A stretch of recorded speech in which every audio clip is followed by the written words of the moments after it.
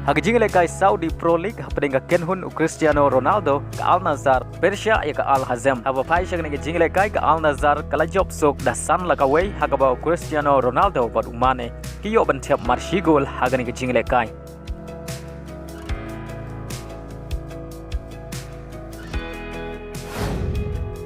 Haga wai pat ke jingle kai ke Kenhun Firmino kala sya penlim kuput haga Al Fateh dasan la kawai.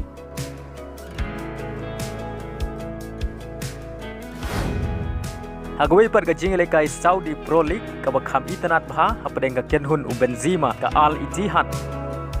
Persia ya ka Kenhun Mitrovic ka Al Hilal kibabat ya ka kerdan ka Beningkong bat ka kerdan ka Baar hagami ya keng point haba phai shakne ka jing lekai jong hine ki artli ki Kenhun Barat ba haga kela step tang haga minit ka bakhan riu ka Al Ittihad kala yo bet penki jar nengkong ubade player nakari Brazil bat ya ka bol lai rapen bu do Hamdala batang hadin 1 minit kata ke minit ke Artheu player berkensai jong ke Al Hilal u Alexandra Mitrovic ulio bentiap ya ke gol penyak hai naga benta ke Al Hilal bad haga minit ke live peu pra ke Al Ittihad kala yo yang bentiap ya ke gol pentam lengbau player berkensai jong ke Karim Benzema bad haswa benkut ke kela step ke Al Ittihad kala yo bentiap ya gol ke balai lengbau Hamdala haga minit ke sau peu san plus pra Bat hadu bukut kakela step ke Al Ittihad katam dan laila kawai. Henry haga kela mit kirang ilek kai jong ke Al Hilal kila ilek kai bha haga bagi layo bentiap ya ke gol ke Baar haga minit ke ban riu peu bat ia kan ke gol saisin layo yang bentiap dau Mitrovic.